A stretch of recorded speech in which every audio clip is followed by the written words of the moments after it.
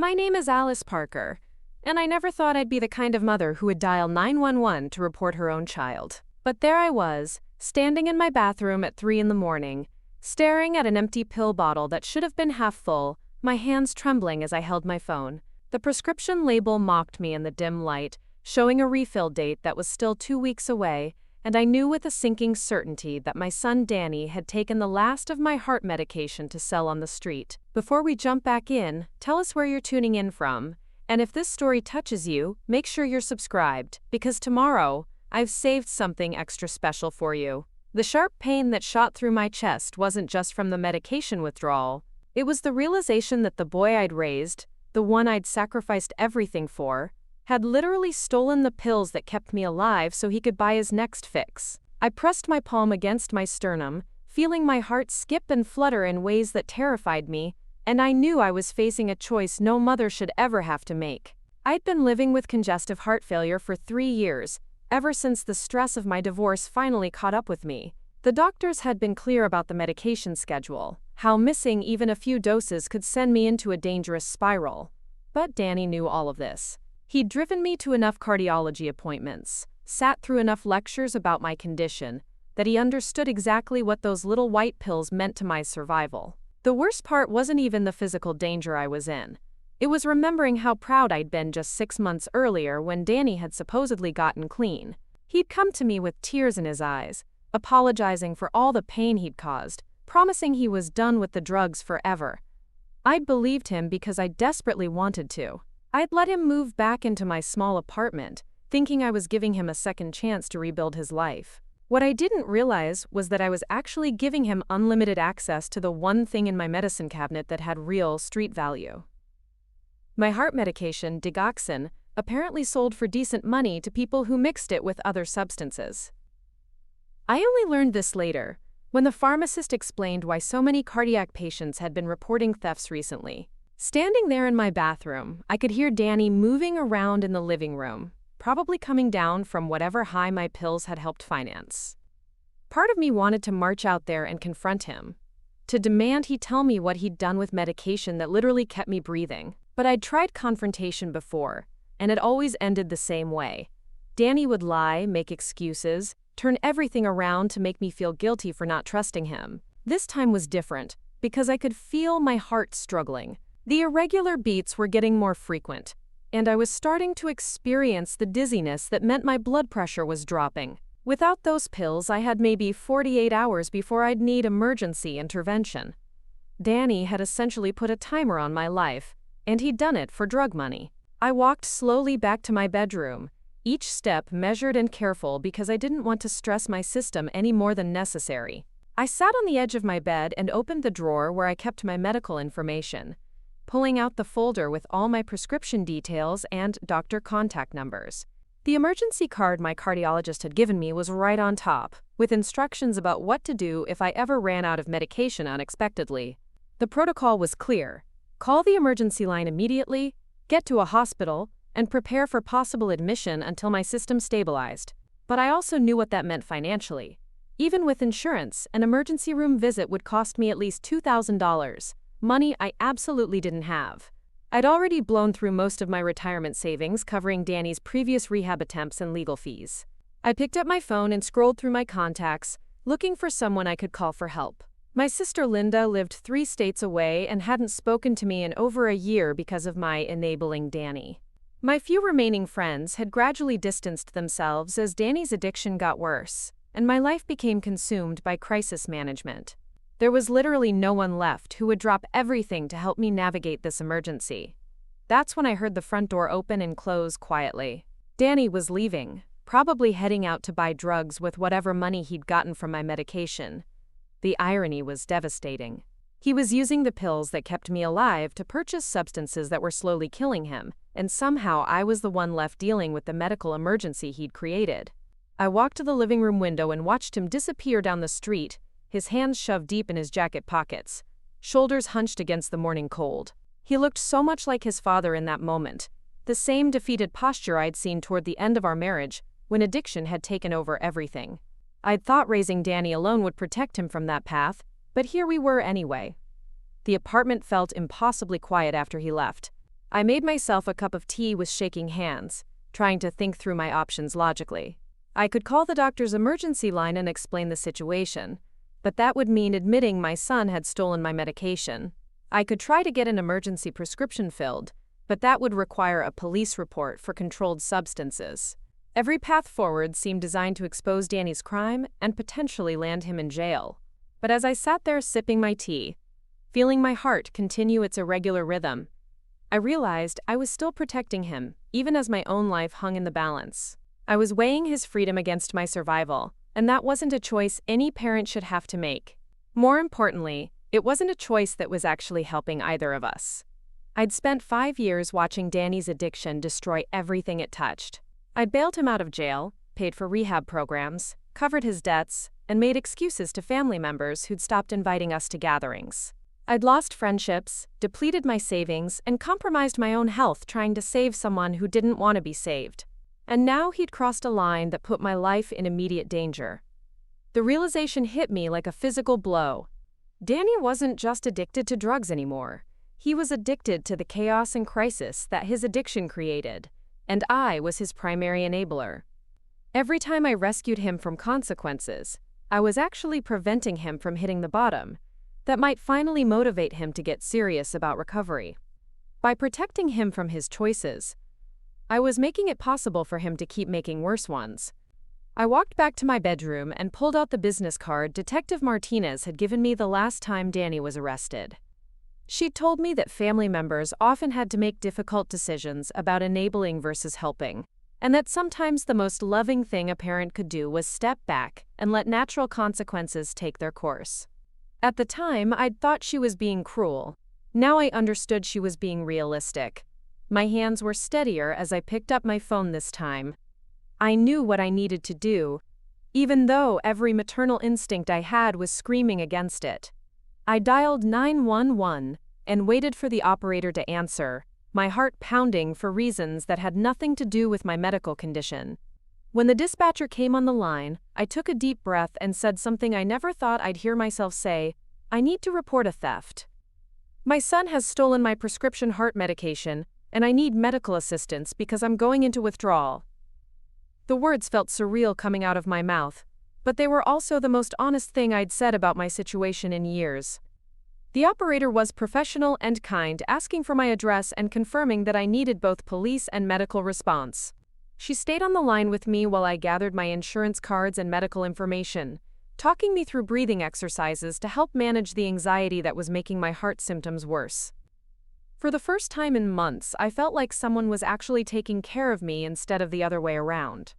Within 15 minutes, there were EMTs at my door, checking my vital signs and asking detailed questions about my medication schedule. The paramedic, a woman about my age named Carol, explained that they were seeing more and more cases like mine, family members whose prescription drugs were being stolen by addicted relatives. She assured me that I'd done the right thing by calling immediately, that waiting could have resulted in a serious cardiac event. Detective Martinez arrived just as the EMTs were finishing their assessment.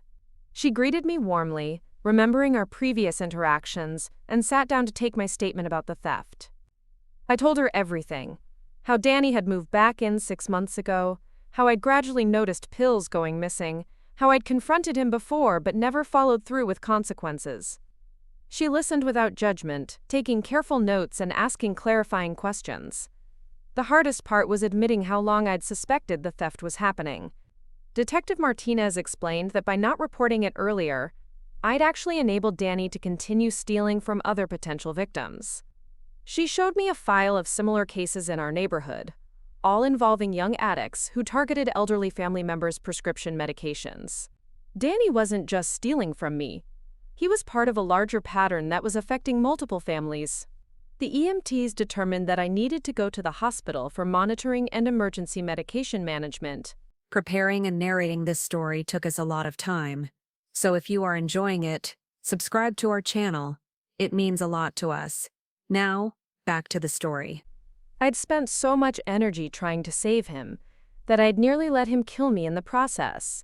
I'd been so focused on being a good mother that I'd forgotten I also needed to be a person who deserved safety and respect in her own home, Detective Martinez called later that evening to update me on Danny's arrest. They'd found him at a known drug house, high and in possession of several prescription bottles that didn't belong to him. The charges would be serious enough to mandate treatment if he wanted to avoid significant prison time. She explained that this was often the turning point for addicts, when the consequences finally became severe enough to motivate real change. I asked her what would happen next, and she outlined a process that would likely take several months.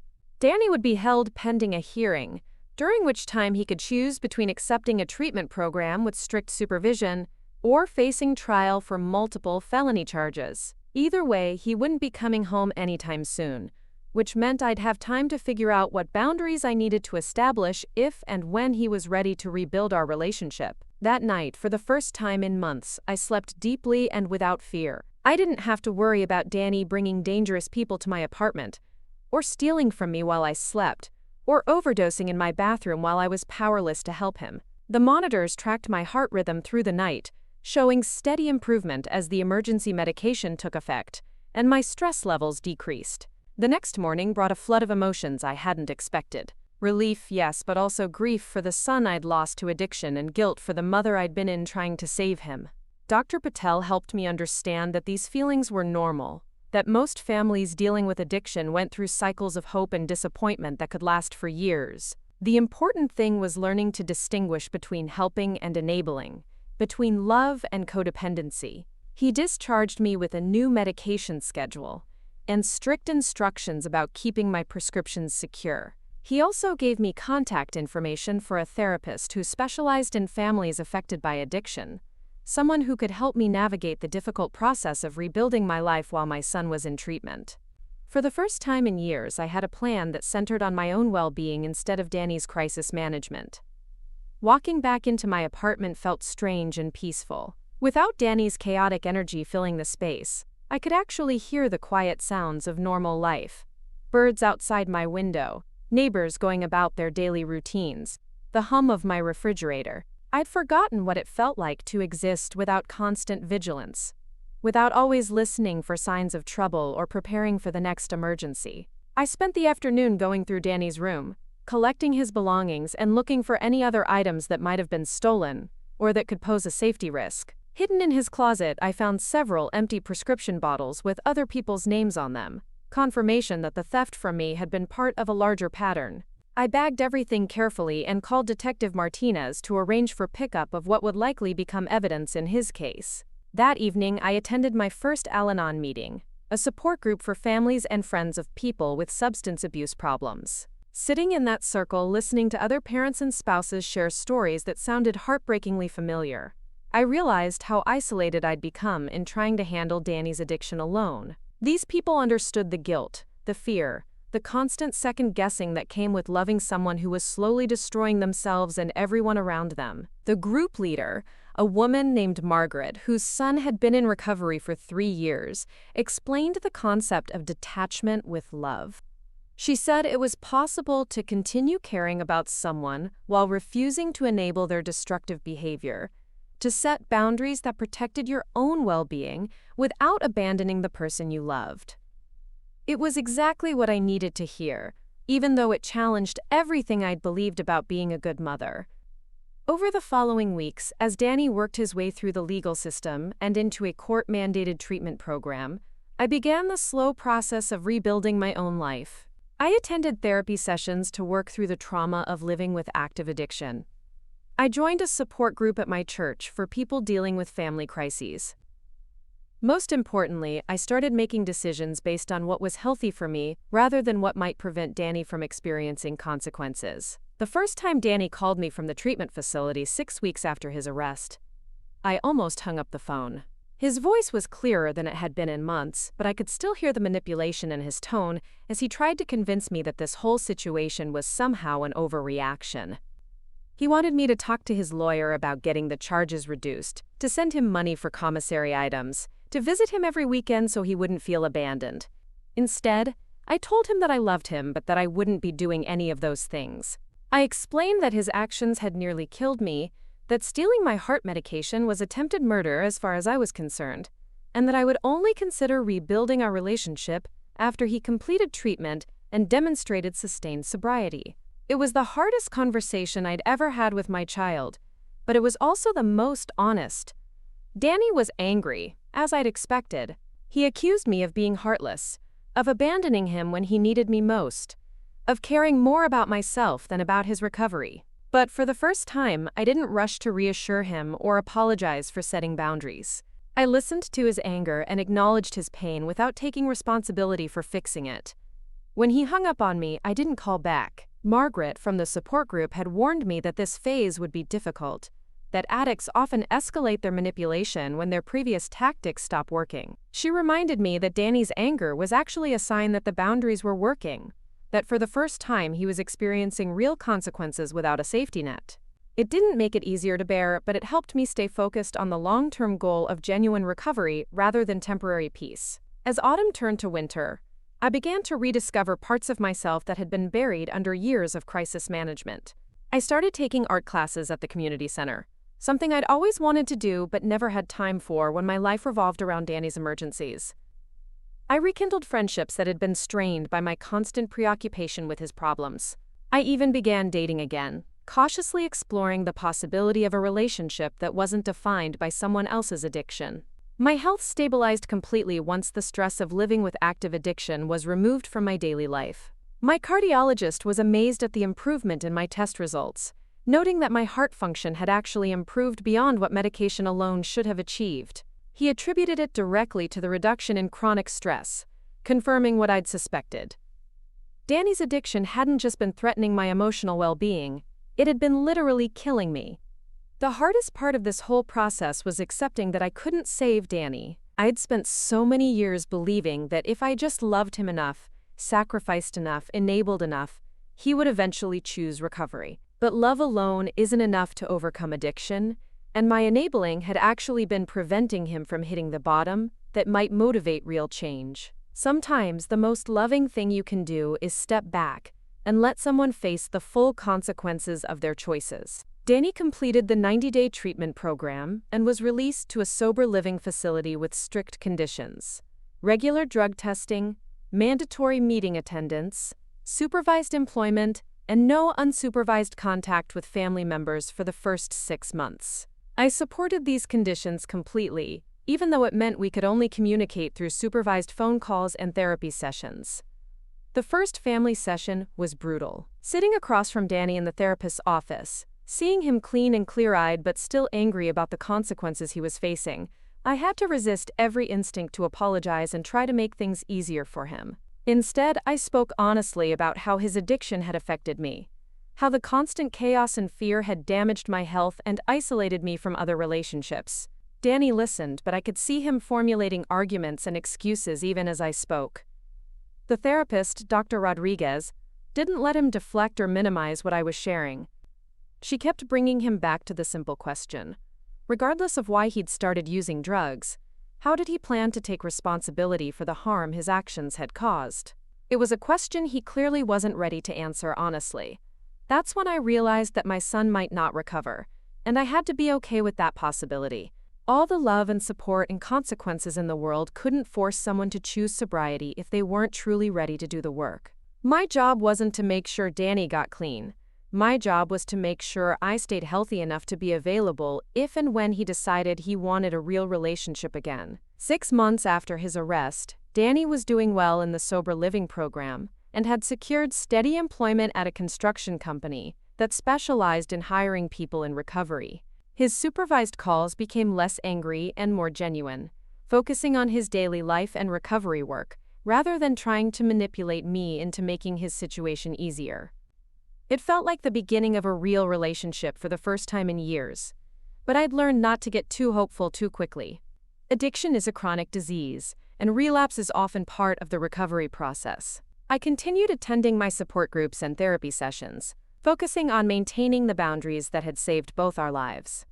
I celebrated Danny's progress without making it the center of my world, and I prepared myself for the possibility that he might stumble without planning to rescue him if he did.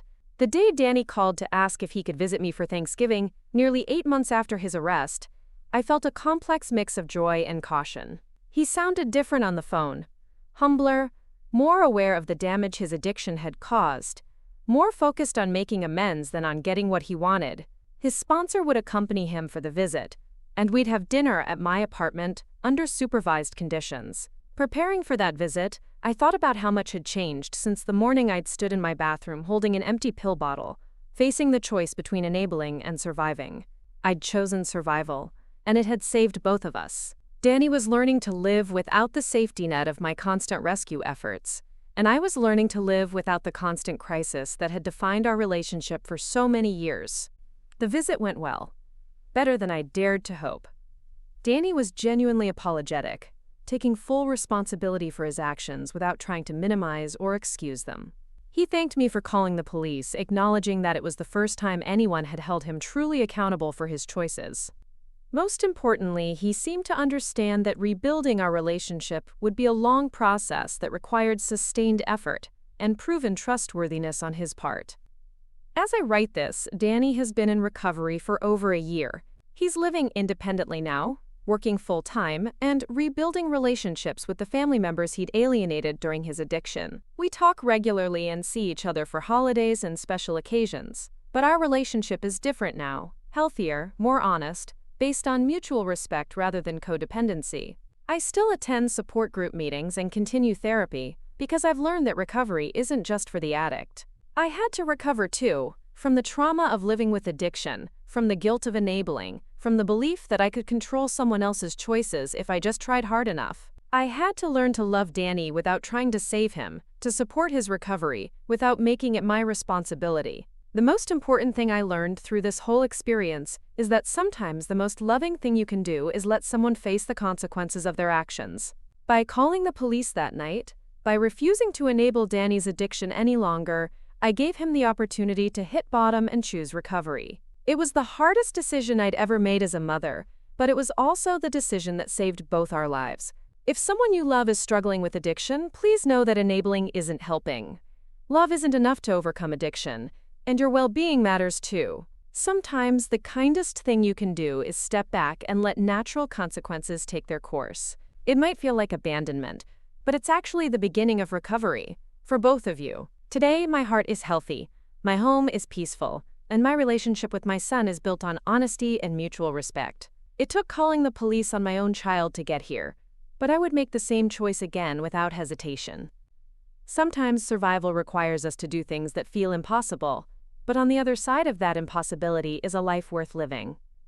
3 months into Danny's recovery program, I thought I was finally learning how to breathe again. My morning routine had become predictable in the best possible way. Coffee at 6, heart medication at 6:15, then a quiet walk around the neighborhood before the rest of the world woke up. For the first time in years, I wasn't checking my phone every 5 minutes for crisis calls, or listening for sounds of trouble from the next room.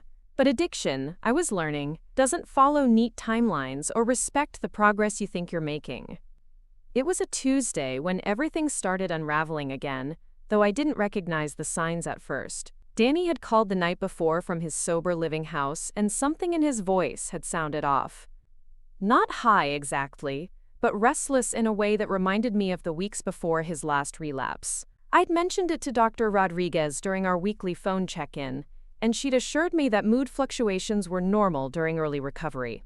If he wanted to rebuild our relationship, he could do it by demonstrating sustained sobriety and genuine accountability. But I wasn't going to chase him, rescue him, or make his choices easier by absorbing the consequences. The words felt strange coming out of my mouth, like I was speaking a foreign language I'd only recently learned.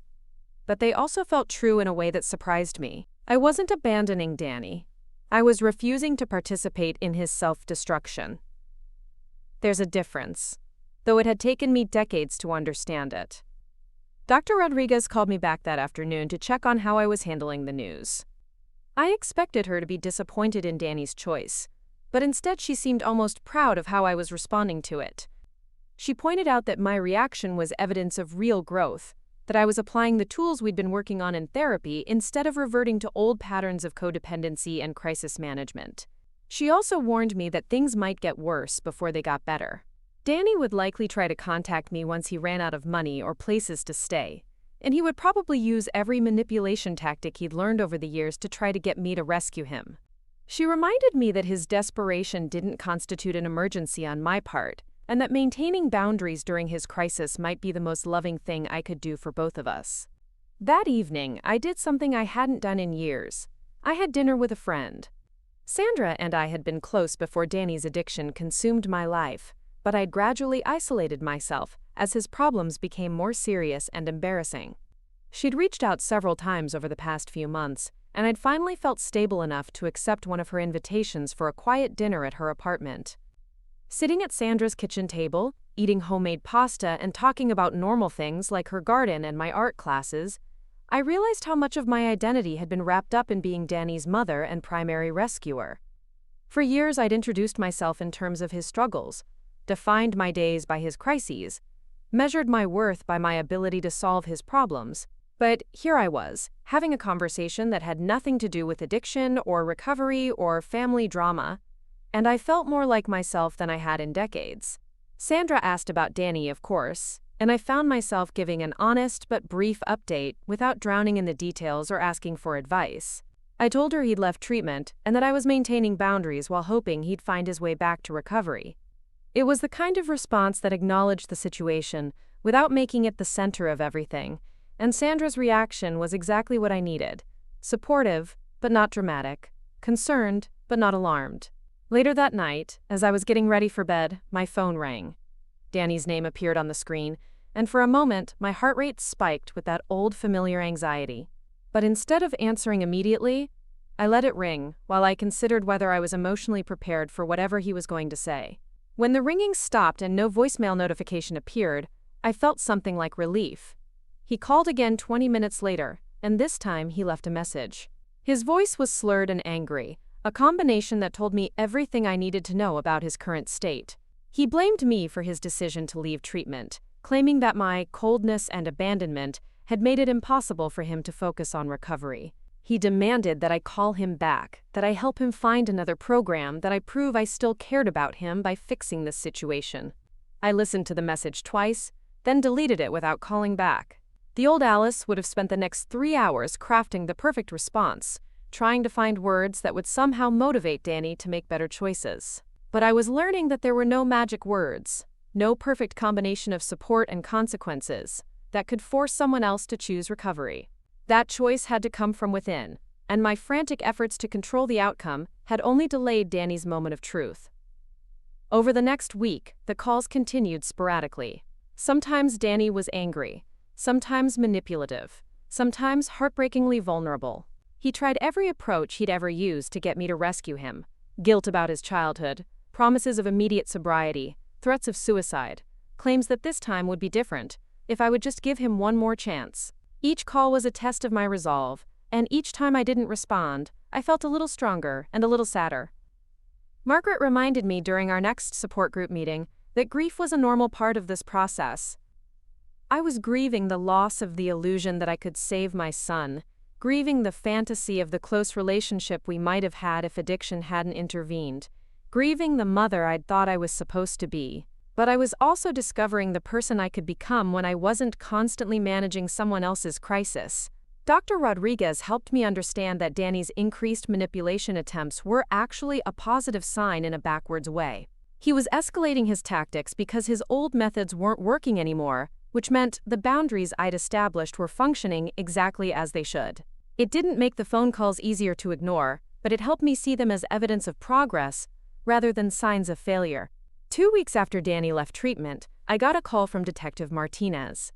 Danny had been arrested again, this time for breaking into a pharmacy after hours. The security footage showed him clearly, and he'd been caught with several bottles of prescription medications that he'd obviously intended to sell. The charges were serious enough that he was looking at significant prison time, especially given his previous record and probation violation. Detective Martinez was calling to inform me of the arrest, and to ask if I wanted to visit Danny before his arraignment. She explained that he'd been asking for me repeatedly, claiming that I was the only person who could help him get through this situation. Her tone was neutral, but I could hear the unspoken question: was I going to revert to my old patterns now that the stakes had gotten higher? I thanked her for the call and told her I wouldn't be visiting Danny in jail. I explained that he'd made a series of adult decisions that had led to this outcome, and that facing the consequences without my intervention might be exactly what he needed to finally take recovery seriously.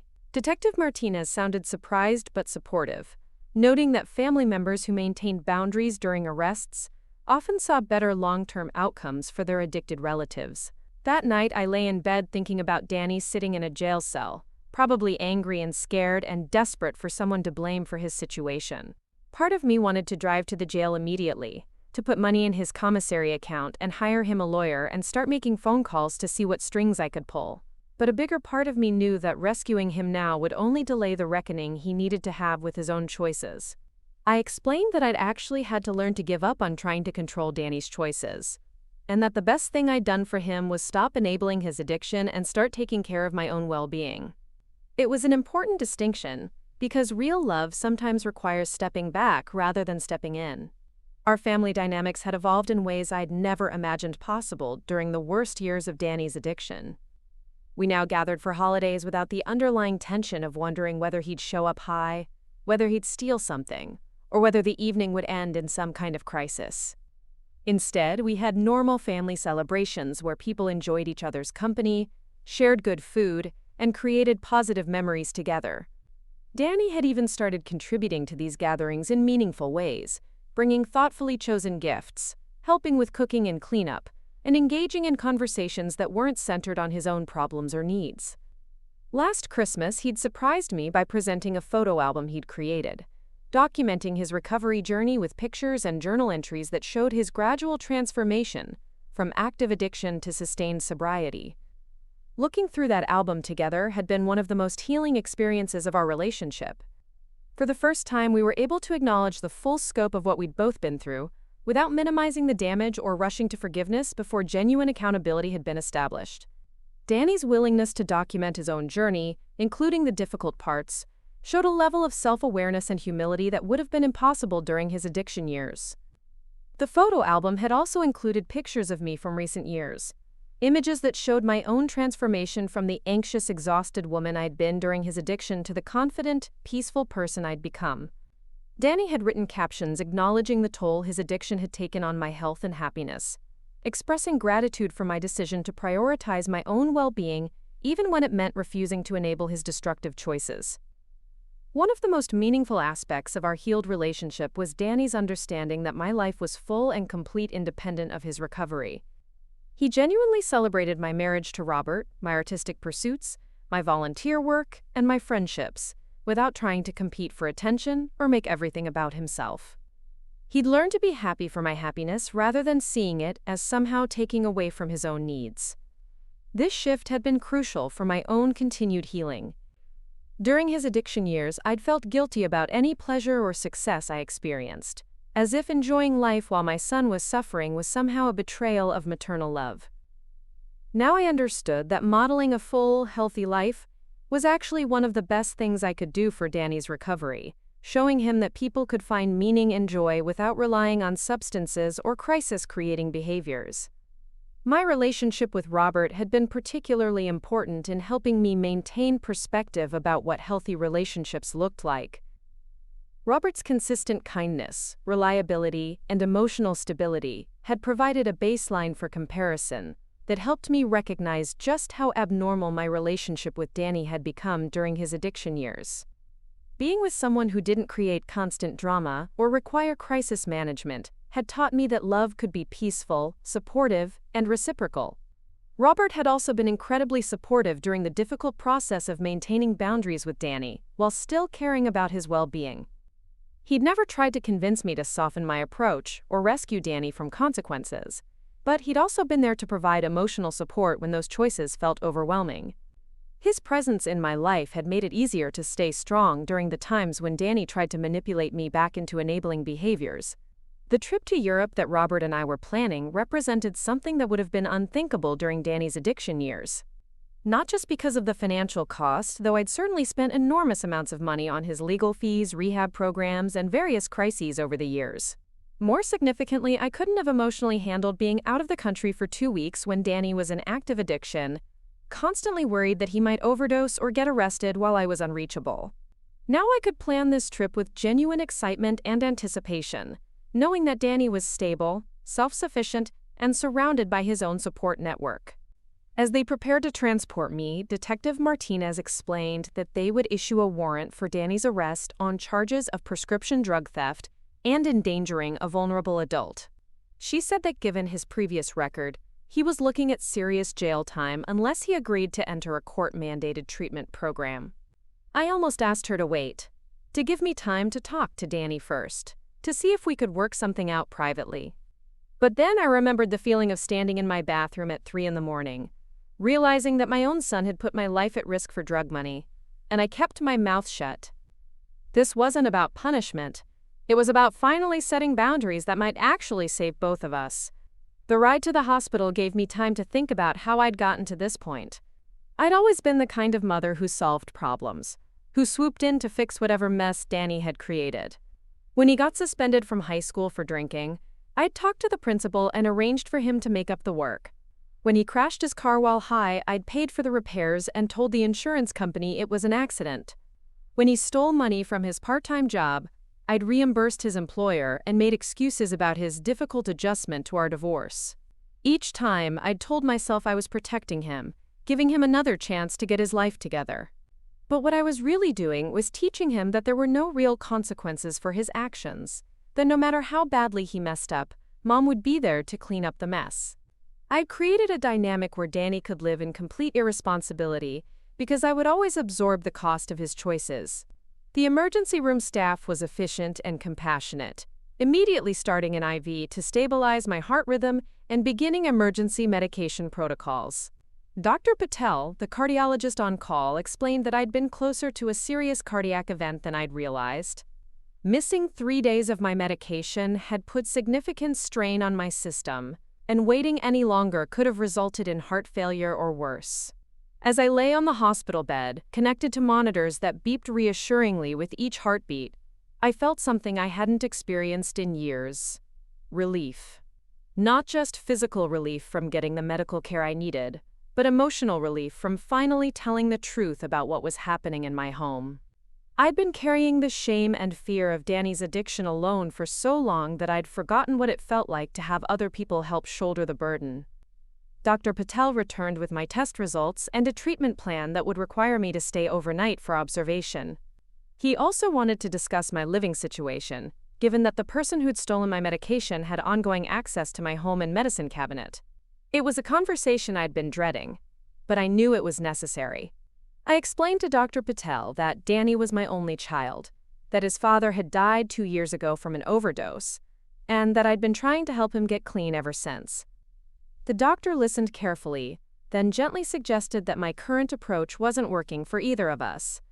He gave me information about family support groups for people dealing with addicted relatives, and he recommended that I consider whether allowing Danny to continue living with me was actually helping or hurting his recovery process. That evening, as I settled into my hospital bed for what would hopefully be my last night of medical crisis caused by Danny's addiction, I thought about the choices that had led us here. She reminded me that my job wasn't to monitor Danny's emotional state, but to maintain my own boundaries regardless of what he was going through. I'd hung up feeling somewhat reassured, but that nagging worry still sat heavy in my chest. The call came at 7 in the morning, waking me from the deep sleep I'd finally learned to enjoy again. The voice on the other end was unfamiliar, a woman who identified herself as the night supervisor at Danny's sober living facility. My stomach dropped before she even finished introducing herself, because good news never comes at 7 in the morning from places like that. She explained that Danny had violated curfew the night before, coming in 3 hours late and refusing drug testing. When confronted by staff, he'd become aggressive and defensive, ultimately packing his belongings and leaving the facility without completing the required program. He'd signed himself out voluntarily, which meant he was no longer under court supervision, but it also meant he was no longer protected by the structure that had been keeping him stable. I sat on the edge of my bed, phone pressed to my ear, feeling that familiar cocktail of dread and disappointment flooding my system.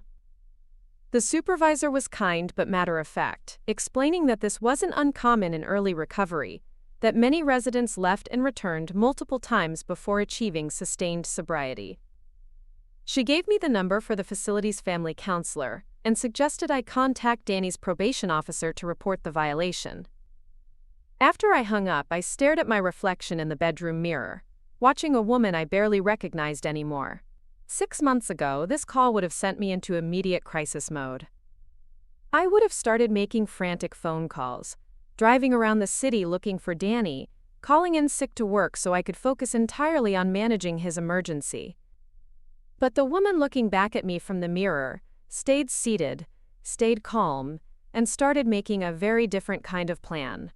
I called in to work anyway, but not to search for Danny.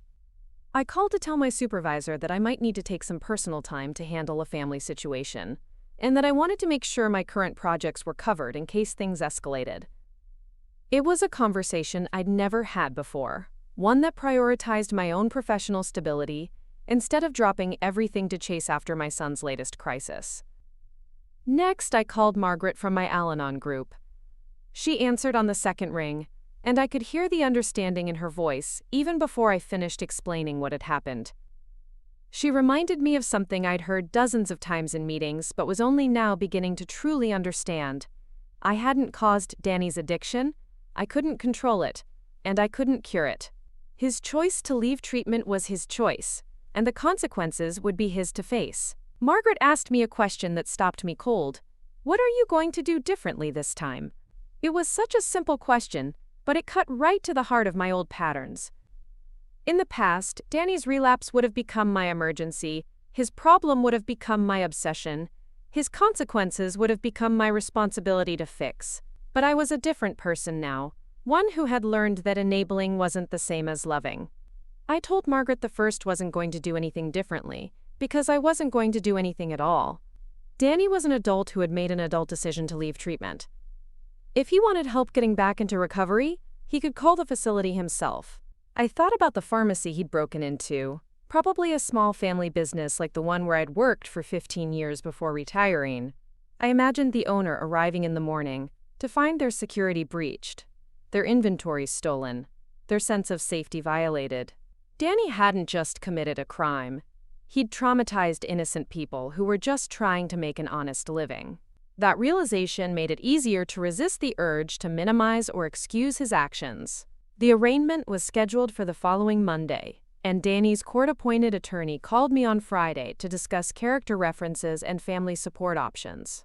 I listened politely as he explained how important family involvement would be for sentencing considerations, how a mother's presence in court could influence the judge's perception of Danny's potential for rehabilitation.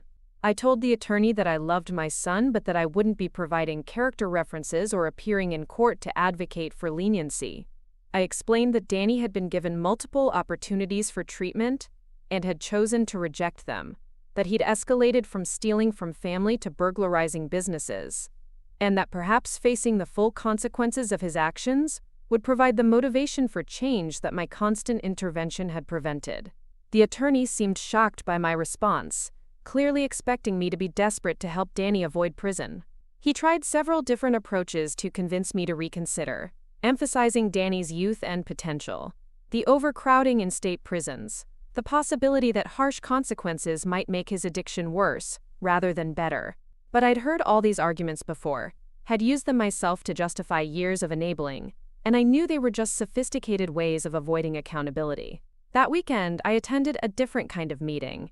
Instead of my usual Al-Anon group, I went to a session specifically for family members of people facing incarceration. The room was filled with parents, spouses, and siblings who were struggling with the same question I was facing: how to love someone while refusing to rescue them from the consequences of their choices. Listening to their stories, I realized I wasn't alone in this particular form of grief. There were mothers who'd had to let their sons go to prison, wives who'd had to let their husbands face fraud charges, siblings who'd had to watch their brothers and sisters cycle through the criminal justice system. Each story was different, but the underlying theme was the same.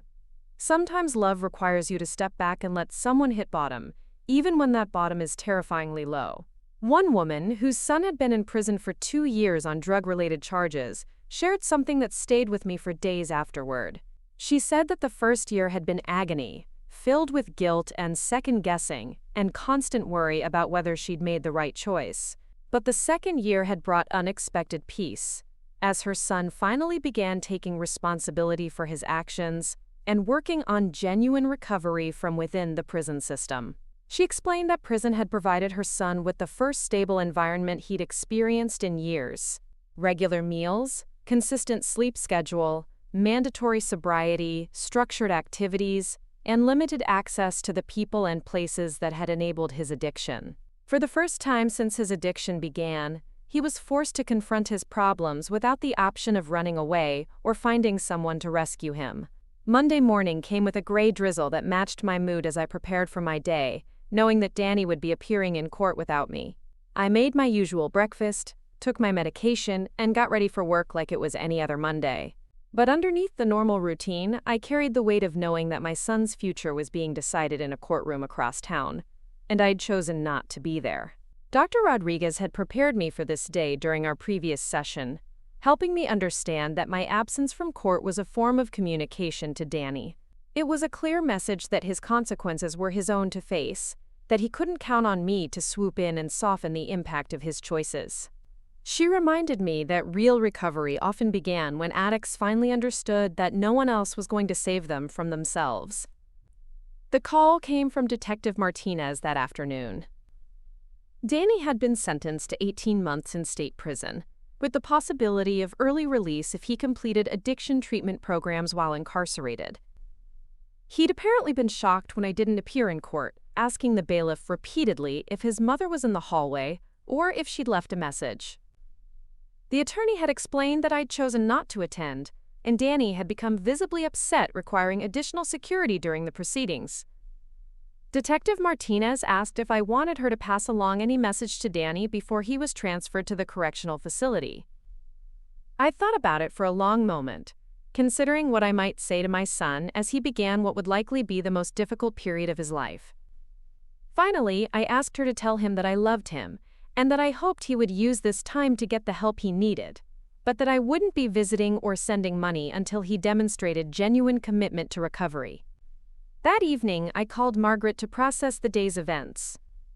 She listened as I described the strange mixture of relief and grief I was feeling, the sense that I'd finally done something that felt authentically loving instead of enabling, combined with the heartbreak of knowing my son was sitting in a prison cell. She reminded me that this was what detachment with love looked like in practice: caring about someone's well-being while refusing to prevent them from experiencing the natural consequences of their behavior. Margaret shared her own experience of watching her son go through the criminal justice system, how terrifying and liberating it had been to finally step back and let him face his choices alone. She said the hardest part had been resisting the urge to make prison easier for him by providing constant support and resources, recognizing that his time behind bars needed to be uncomfortable enough to motivate real change. Over the following weeks, I gradually adjusted to a new kind of normal. Danny's absence from my life felt different this time, less like anxious waiting for the next crisis, and more like genuine space to focus on my own healing. I knew where he was, knew he was safe and sober, knew he had access to treatment programs if he chose to participate. For the first time in years, I wasn't responsible for managing his daily survival. I used that mental and emotional energy in ways I'd forgotten were possible. I signed up for a pottery class and discovered I had a talent for working with clay. I volunteered at a literacy program for adults, finding meaning in helping people learn skills that would genuinely improve their lives. I even started dating again, tentatively exploring the possibility of a relationship that wasn't overshadowed by addiction drama. The man I met, Robert, was a widower whose wife had died of cancer 3 years earlier. He understood grief and loss in ways that felt comfortable rather than threatening. When I told him about Danny's incarceration and my decision not to visit or provide financial support, he didn't try to convince me I was being too harsh or suggest that I should be doing more to help.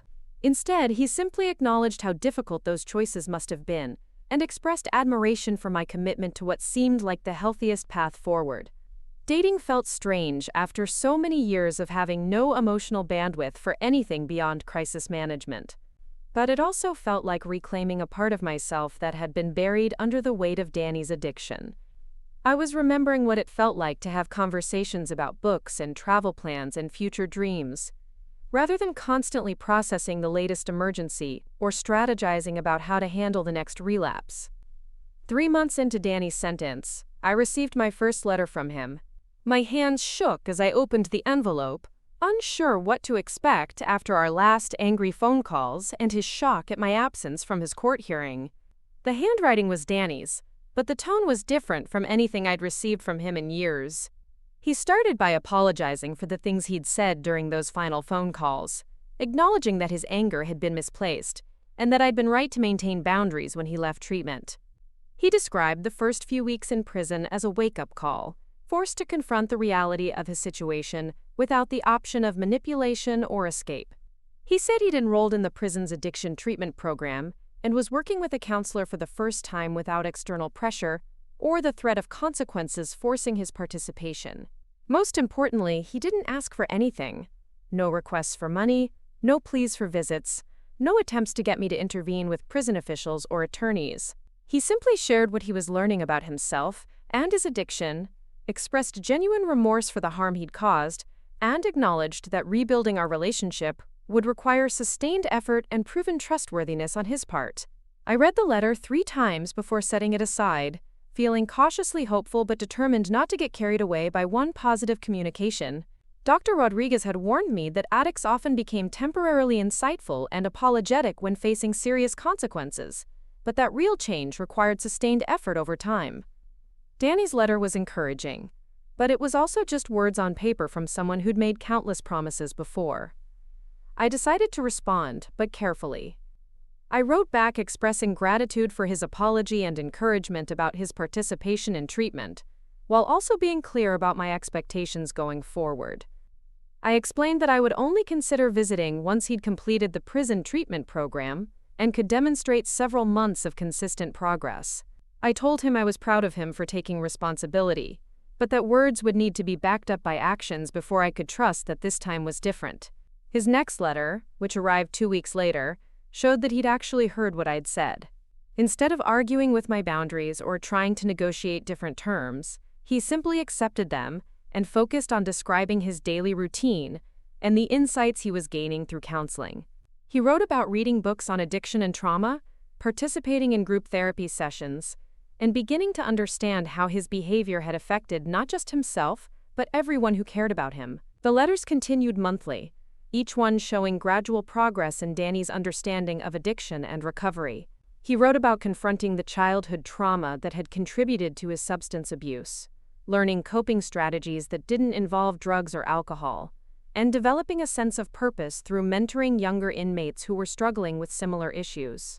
Most importantly, he stopped trying to manage my emotions or manipulate my responses, simply sharing his experience without expecting anything in return. 6 months into his sentence, Danny called me for the first time since his arrest. Prison phone calls are brief and monitored, but even in that limited conversation, I could hear a difference in his voice. He sounded calmer, more grounded, less desperate and manipulative than he'd been in years. He thanked me for maintaining boundaries that had forced him to face his problems honestly, and he asked about my life in a way that felt genuinely interested rather than perfunctory. I told him about my pottery classes and volunteer work, about Robert and the ways I was rebuilding my social life. For the first time in years, our conversation wasn't entirely focused on his problems and needs. He seemed genuinely happy to hear that I was thriving, expressing regret that his addiction had prevented him from being a source of joy rather than stress in my life for so long. When he asked if I was ready to consider visiting, I told him honestly that I wasn't there yet. I explained that while I was encouraged by his progress, I needed to see sustained change over a longer period before I could feel safe reopening that level of contact. Instead of arguing or becoming manipulative, he simply said he understood and that he hoped to earn that trust back through continued effort rather than promises. The call ended with both of us saying we loved each other, words that felt more genuine than they had in years because they weren't tangled up with demands or expectations or crisis management. For the first time, I felt like I was talking to my son rather than to his addiction, and that difference gave me hope that real healing might be possible for both of us. As Danny's first year in prison drew to a close, I reflected on how much my life had changed since that morning when I discovered my empty medication bottle. I'd gone from being a woman whose entire existence revolved around managing someone else's addiction to being someone who had interests, relationships, and goals that had nothing to do with Danny's problems. I'd learned to love him without enabling him, to maintain hope without taking responsibility for outcomes I couldn't control. The prison treatment program was apparently having a real impact on Danny, based not just on his letters but on reports from his counselors that I received with his permission. He'd completed the basic addiction treatment curriculum and had been selected for an advanced program that prepared inmates for successful reintegration into society. His progress was steady and genuine, without the dramatic ups and downs that had characterized his previous attempts at recovery. More importantly, I'd learned to define my own success independently of Danny's progress. Whether he sustained his recovery after release or relapsed back into addiction, I knew I would be okay. I'd built a life that could withstand either outcome, surrounded myself with people who supported my well-being, and developed the tools to maintain healthy boundaries, regardless of what challenges the future might bring. The woman who had once stood in her bathroom at 3 a.m, holding an empty pill bottle and wondering how to survive her son's addiction, had been replaced by someone stronger and wiser and more complete. I'd learned that sometimes the most loving thing you can do is refuse to enable someone else's self-destruction, even when that person is your own child. It was the hardest lesson I'd ever learned, but it was also the one that had saved both our lives. The morning Danny was scheduled for release, I woke up feeling something I hadn't experienced in over a decade.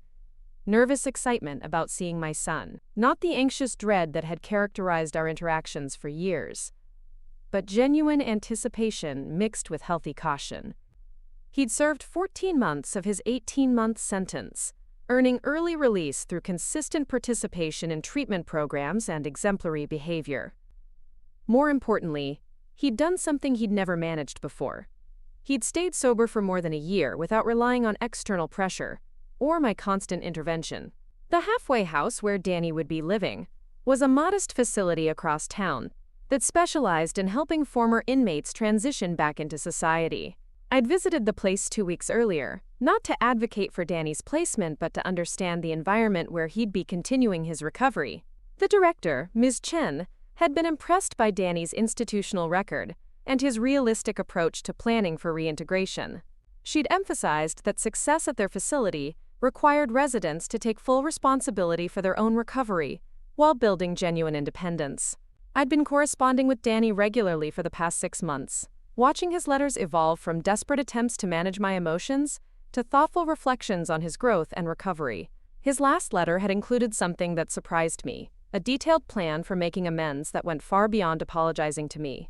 He'd researched the pharmacy he'd burglarized, learned about the family who owned it, and was exploring ways to provide restitution beyond what the court had ordered. It was the kind of proactive accountability I'd never seen from him before.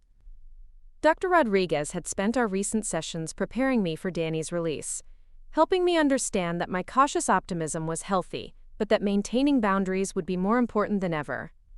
She explained that many addicts struggled with the transition from the structured environment of prison to the relative freedom of the outside world, and that family members often unconsciously sabotaged recovery by reverting to old patterns of enabling when things got difficult.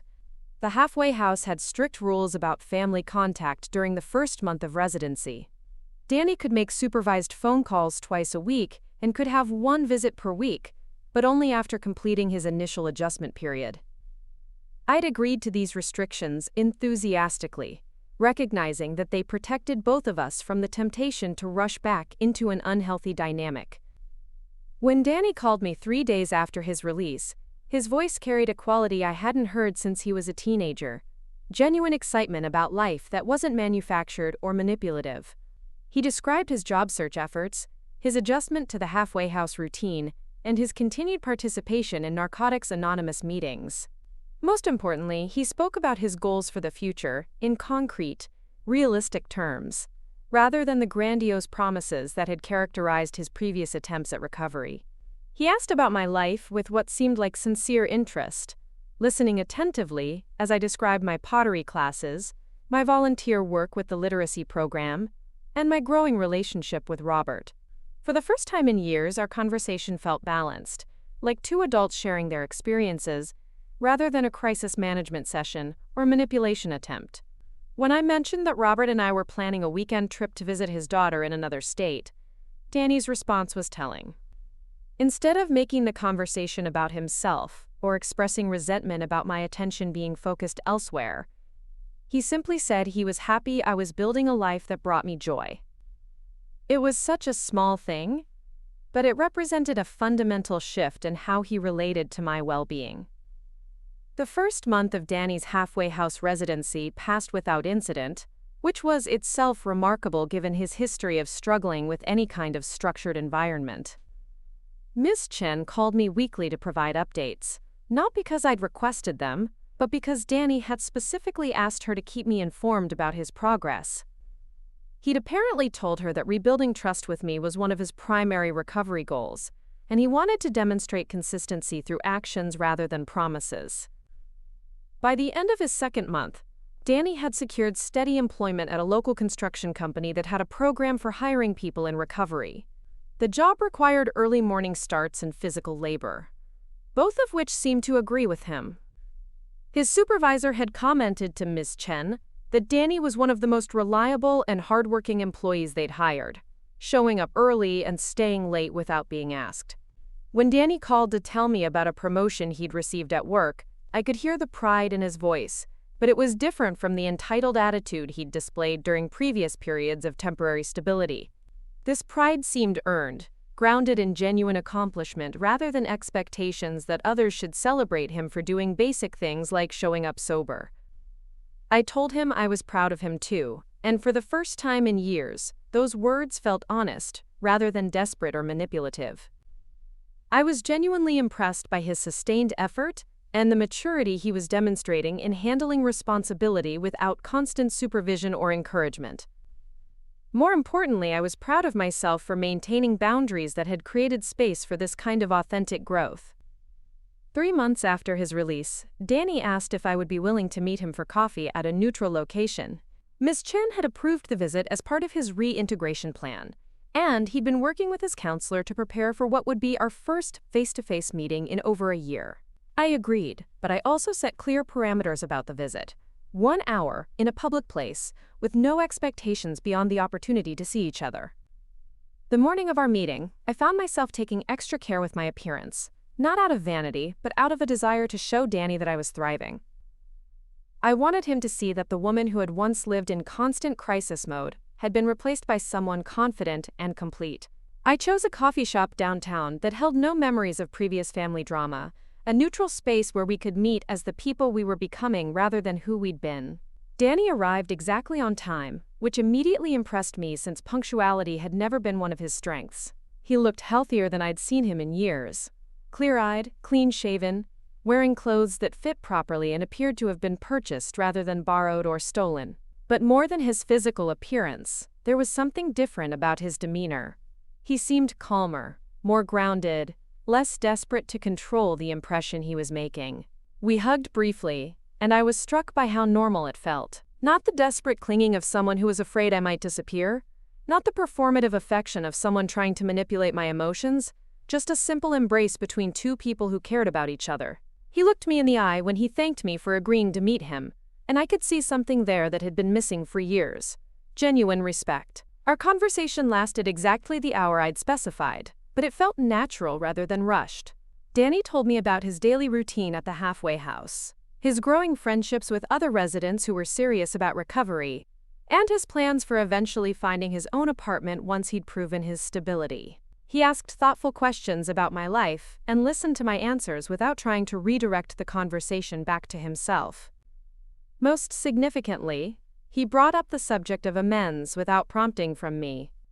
He said he'd been working with his sponsor to understand the difference between apologizing and making genuine amends, recognizing that words alone couldn't repair the damage his addiction had caused. He asked if I would be willing to participate in that process when I felt ready, but he made it clear that my comfort and boundaries would take priority over his recovery timeline. I told him I appreciated his approach and that I would consider participating in amends conversations once he demonstrated sustained stability for a longer period.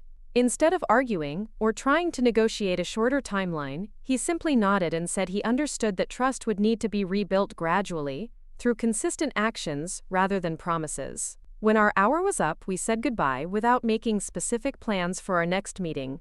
Danny said he hoped we could continue having regular contact, but he left the scheduling and frequency up to me. It was another small sign that he was learning to respect my autonomy, rather than trying to manage my decisions for his own benefit. Driving home from that coffee meeting, I felt something I hadn't experienced in relation to Danny for years. Hope that wasn't mixed with dread.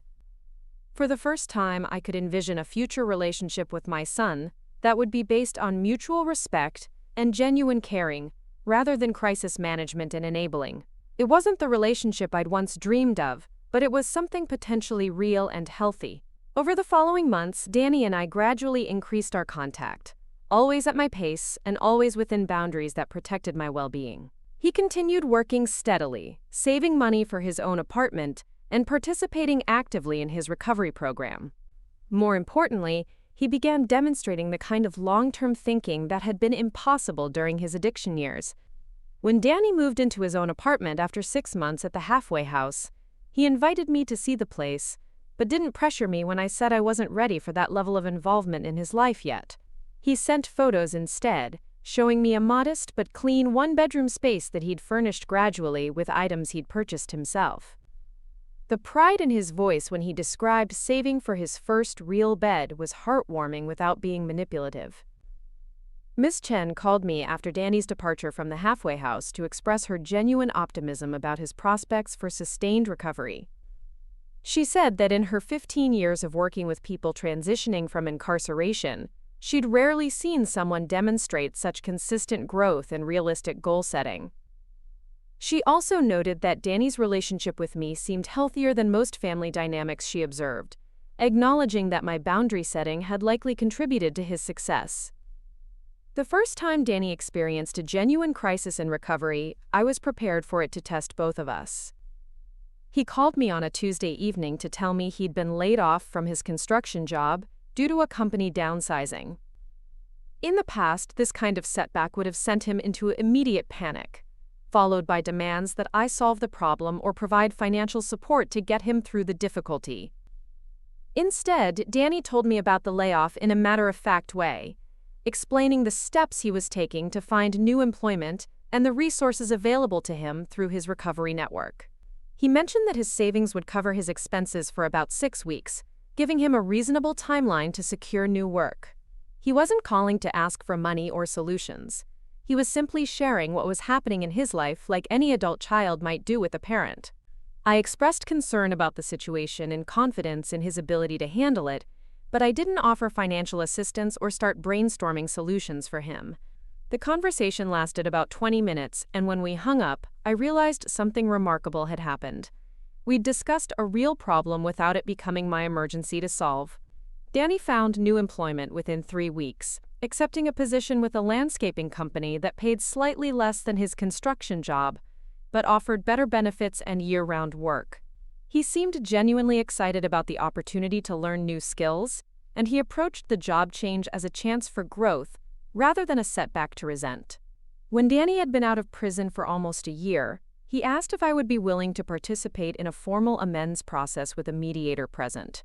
His sponsor had been working with him to prepare for this conversation, helping him understand the difference between seeking forgiveness and taking genuine responsibility for the harm he'd caused. I agreed, but only after consulting with Dr. Rodriguez to ensure I was emotionally prepared for what would likely be a difficult but necessary conversation. The amends session took place in a comfortable office with a counselor who specialized in family recovery from addiction. Danny had prepared extensively, bringing written acknowledgments of specific ways his addiction had harmed me, along with concrete plans for making restitution where possible. He didn't ask for forgiveness or try to explain away his actions. He simply took full responsibility and expressed genuine remorse for the pain he'd caused. Most powerfully, Danny acknowledged that my decision to call the police and refuse to enable his addiction had likely saved both our lives. He said that prison had been the first time he'd been forced to confront his problems without the safety net of my constant rescue efforts, and that learning to live with the consequences of his choices had been essential to his recovery. I was able to express my own feelings about the years of chaos and fear, the ways his addiction had affected my health and social relationships, and the grief I'd experienced in losing the son I'd once known. For the first time, we had a completely honest conversation about the impact of addiction on our family, without defensiveness or manipulation from either side. The session ended with both of us in tears, but they were tears of relief rather than despair. We'd finally been able to communicate truthfully about our shared trauma, and we'd done it in a way that honored both his need to make amends and my need to be heard and validated. It felt like the real beginning of rebuilding our relationship on a foundation of honesty rather than crisis management. Robert, who had become an important part of my support system throughout this process, was waiting for me when I got home from the amends session. He'd learned to recognize when I needed space to process difficult emotions related to Danny, but he was also there to celebrate the milestones that represented genuine progress. That evening, he helped me understand that what I'd experienced with Danny was truly remarkable. A real conversation between two adults who cared about each other enough to tell the truth. As Danny approached the 2-year mark of his sobriety, I began to relax into the possibility that this recovery might be different from all his previous attempts. He'd faced multiple challenges without relapsing: job loss, relationship difficulties with other people in his recovery circle, health problems that required minor surgery, and the death of his father's sister, whom he'd been close to as a child. Each of these situations had tested Danny's coping skills and commitment to sobriety, and each time he'd handled the stress without turning to substances or crisis-creating behaviors. More importantly, he'd learned to reach out for appropriate support from his sponsor, counselor, and recovery community, rather than expecting me to solve his problems or absorb his emotional distress. When Danny celebrated his 2nd anniversary of sobriety, he invited me to attend the Narcotics Anonymous meeting where he would receive his 2-year chip. I'd never been to one of his meetings before, partly because he'd never maintained sobriety long enough to reach significant milestones, and partly because I'd been protecting my own boundaries around how much involvement I had in his recovery process. Sitting in that church basement, surrounded by other people in various stages of recovery, I felt a profound sense of gratitude for the journey we'd both taken to get to this moment. Danny's speech when he received his chip was honest and humble, acknowledging the people who'd supported his recovery while taking full responsibility for the work he'd done to get there.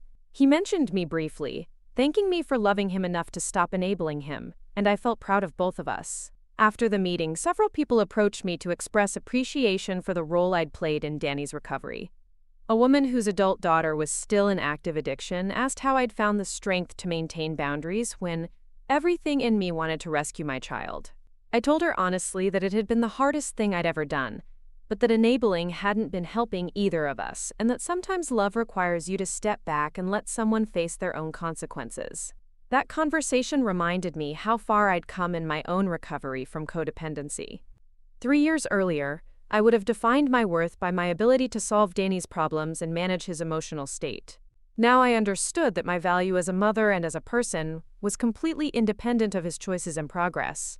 I could love him without being responsible for him, support his recovery without managing it, and maintain hope without controlling outcomes. As I write this, Danny has been sober for just over 3 years. He's been promoted to supervisor at his landscaping job, has maintained his own apartment without financial assistance from me, and has built a network of healthy relationships with other people in recovery. Most importantly, he's learned to handle life's normal stresses and disappointments, without creating crises or expecting others to solve his problems. Our relationship now is something I never thought possible during the worst years of his addiction. We talk regularly, but not obsessively. We spend time together, but not because either of us desperately needs the other's validation. We care about each other's well-being, but we don't take responsibility for each other's emotional state. It's the kind of adult relationship between parent and child that I'd once thought was impossible for us. Robert and I got married last spring, a decision that felt natural, and right after 3 years of gradually building a life together. Danny was invited to the wedding, and his presence there felt genuinely celebratory rather than stressful. He gave a short speech at the reception that was appropriate and heartfelt, expressing gratitude that I'd found happiness, and acknowledging Robert's positive influence on our family dynamic. The woman who once stood in her bathroom at 3 in the morning, holding an empty pill bottle and facing the choice between enabling and survival, has been replaced by someone I barely recognize.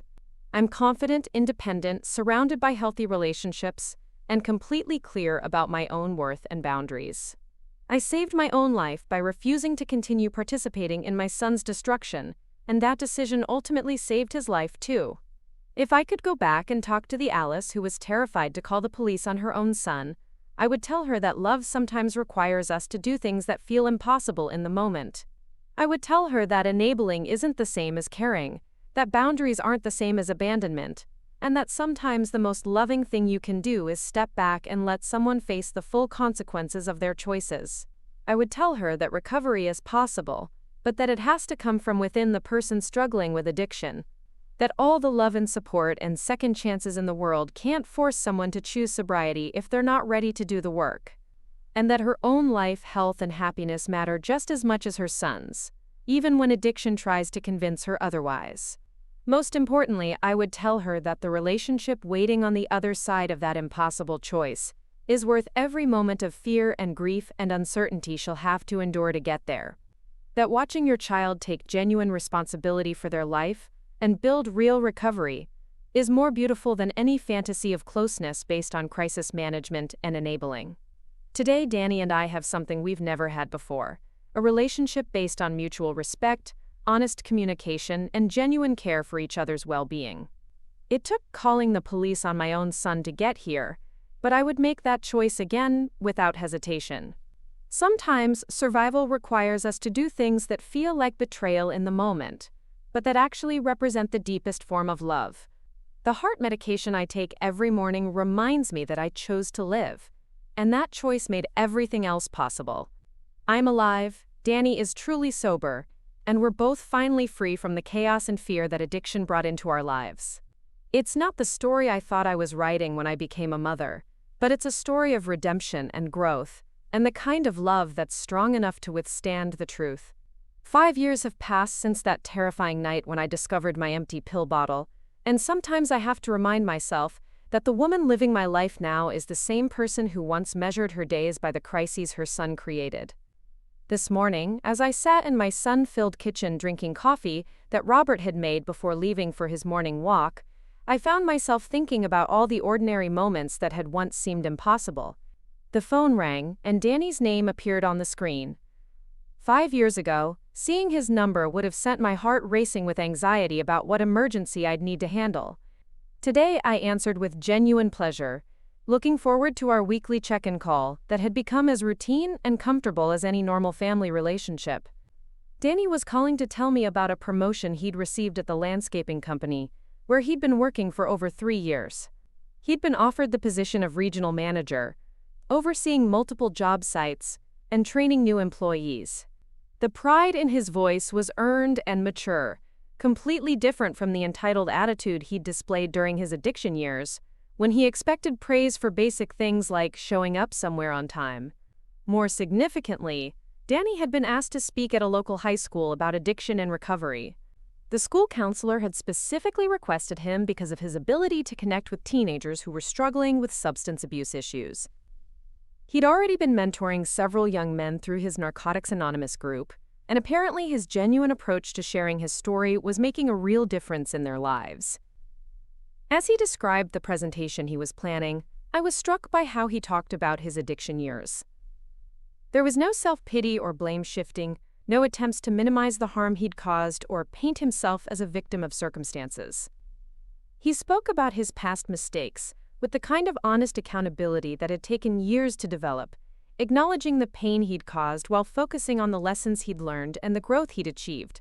When Danny asked about my life, his interest felt genuinely caring rather than perfunctory. He listened as I told him about the art exhibition where 3 of my pottery pieces would be displayed next month, asking thoughtful questions about my creative process and expressing sincere excitement about my success. For someone who had once been incapable of focusing on anything beyond his next fix, his ability to celebrate other people's achievements represented profound change. I mentioned that Robert and I were planning a 2-week vacation to Europe, something I'd dreamed about for decades but had never been able to afford or emotionally manage during Danny's addiction years.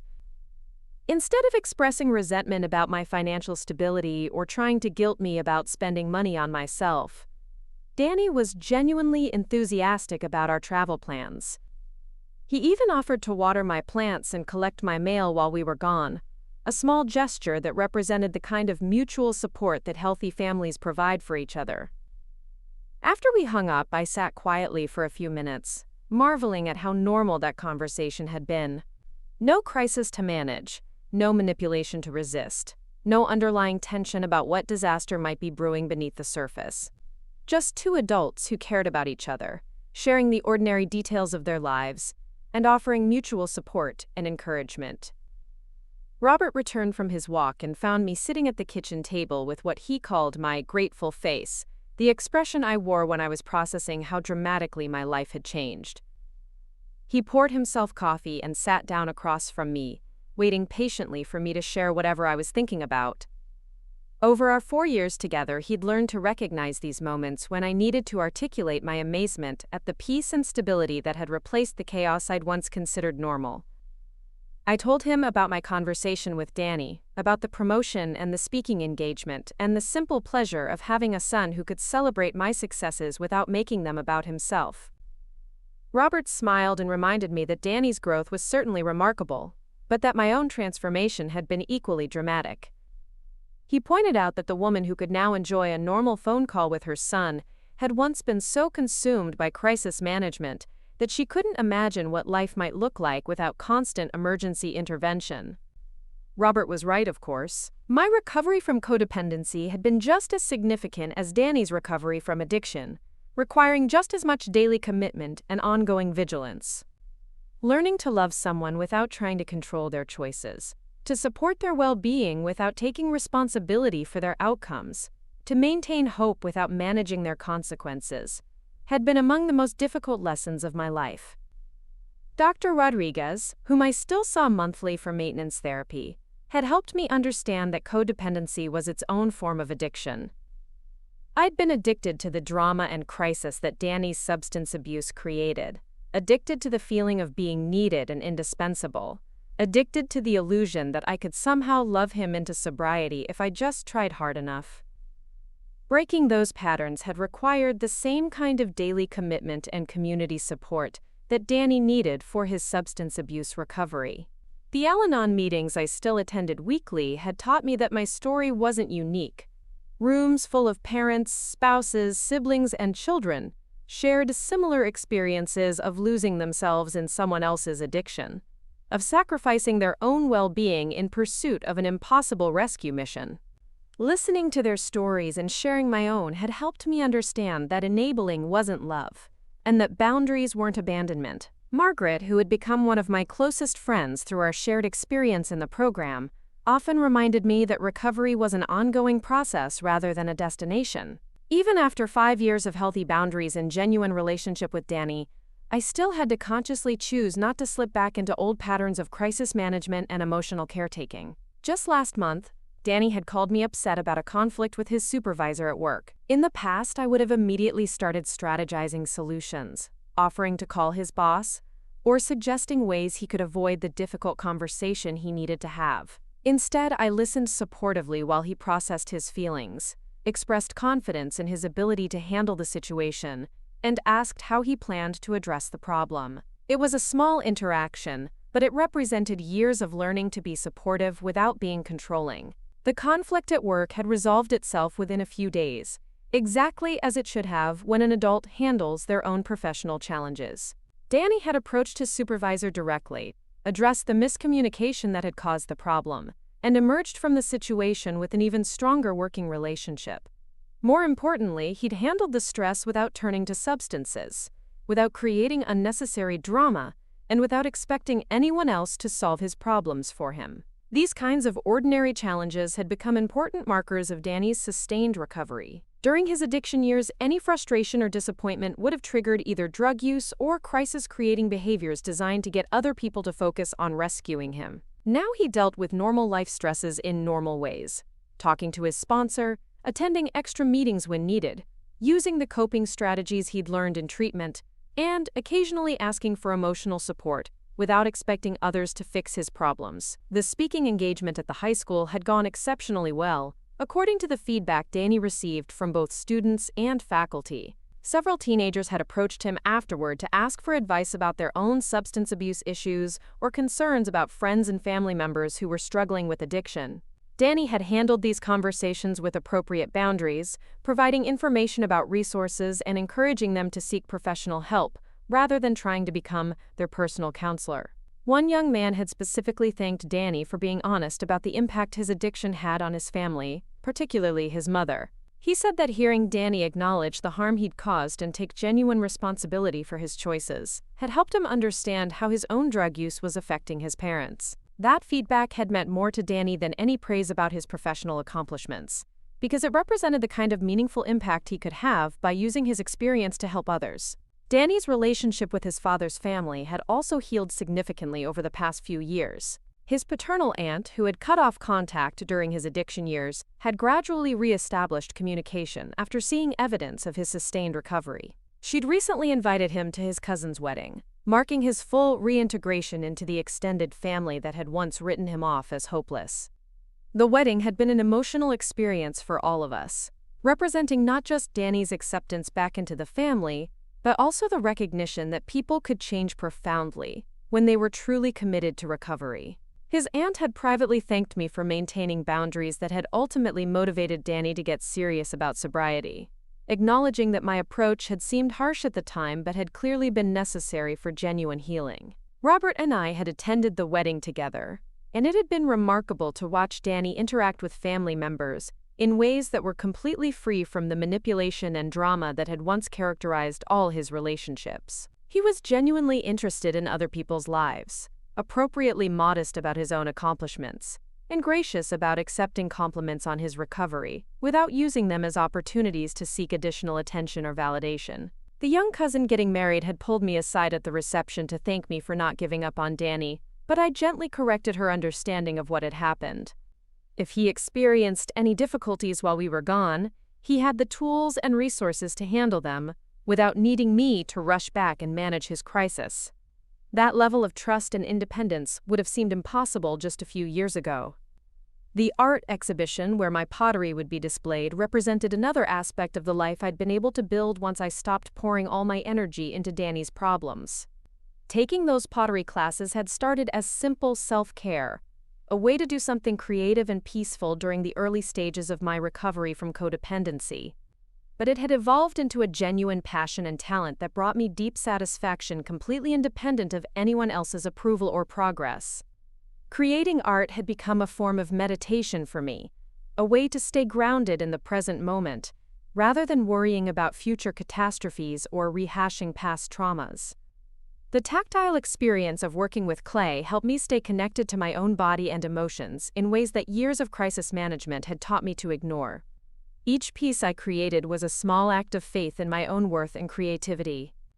The pottery studio where I worked had become another source of community and friendship, connecting me with people who knew nothing about my history with Danny's addiction, but who valued me for my artistic contributions and personal qualities. These relationships had been crucial in helping me remember that I was a complete person, with interests, talents, and value, that had nothing to do with being someone's mother or crisis manager.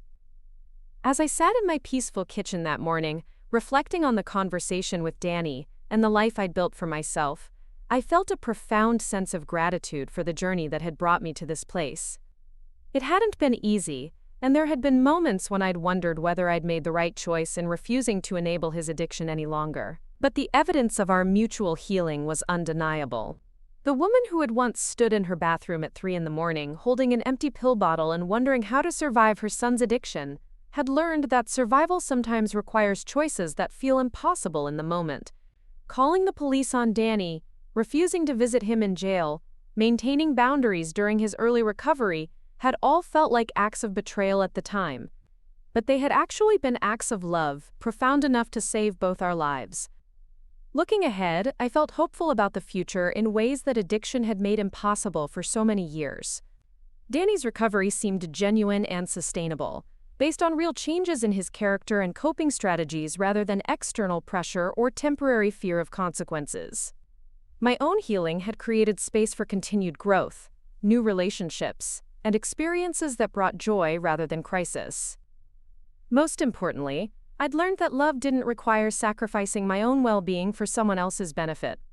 Real love, the kind that actually helps people grow and heal, sometimes requires stepping back and allowing natural consequences to provide the motivation for change that external rescue efforts cannot create.